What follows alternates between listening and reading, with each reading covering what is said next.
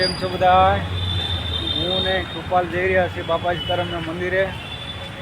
અત્યારે 7:30 વાગી ગયા છે રાતના. તો બાપાના દર્શન કરવા જઈ રહ્યા છીએ.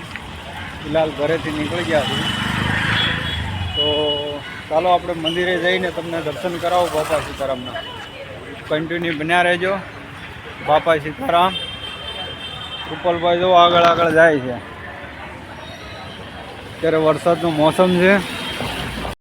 ફાઇનલી અમે બાપા સીતારામ મંદિરે પહોંચી ગયા છીએ. અશોકવન જોઈ રહ્યા છો. બાપા સીતારામ મંદિરનો આ ગેટ છે. કૃપાલભાઈ ગેટમાં એન્ટ્રી કરી છે. હું પણ જઈ રહ્યો છું. ચાલો મિત્રો અંદર જઈએ.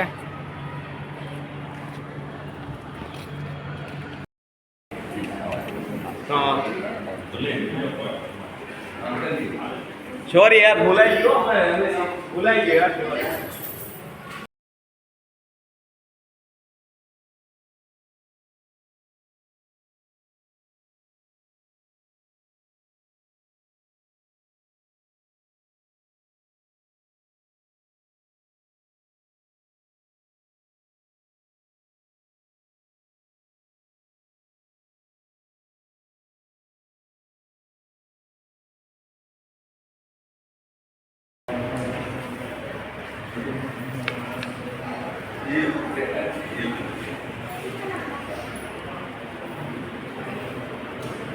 બાપા સીતારામ 8 વાગી ગયા છે.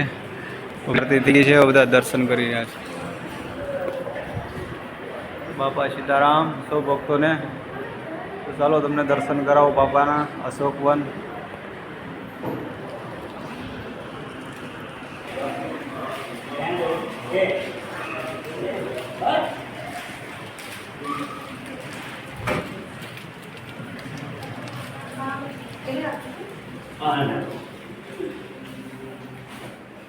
બાપા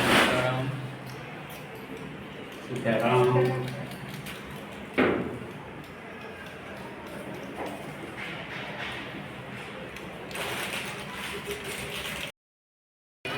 બાપાની ભોજનશાળા છે અશોકવનમાં. સીતારામ સીતારામ સીતા. અહીંયા બાપાની પ્રસાદી બને છે.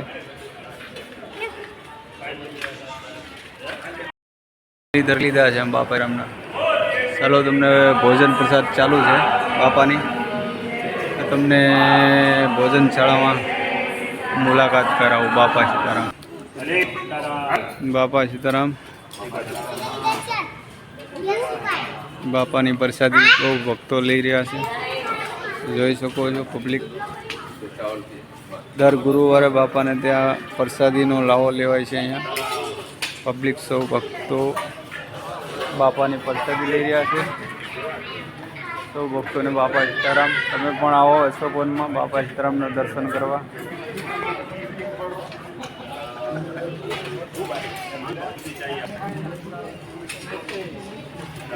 કૃપાલભાઈ આવ્યા છે જુઓ.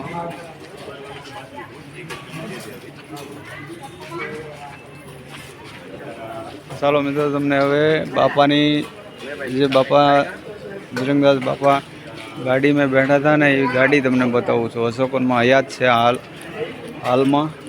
ચાલો તમને ગાડીના દર્શન કરાવું. મિત્રો આ છે ગાડી. એમાં બાપા સીતારામ બેઠા હતા. તમે જોઈ શકો છો. અશોકવનમાં બાપા સીતારામની ગાડી છે. આ જે મંદિરે હયાતમાં રાખી છે દર્શોને ભાવિક ભક્તોને. આ ગાડીમાં બાપા બજરંગદાસ બેઠા હતા. તમે જોઈ શકો ગાડીની હાલત અત્યારે તો એકદમ ખરાબ છે. પણ પહેલાં બહુ સારી કન્ડિશનમાં હતી. જ્યારે મુંબઈ બાપા આવ્યા હતા ત્યારે આ ગાડીમાં બેઠા હતા.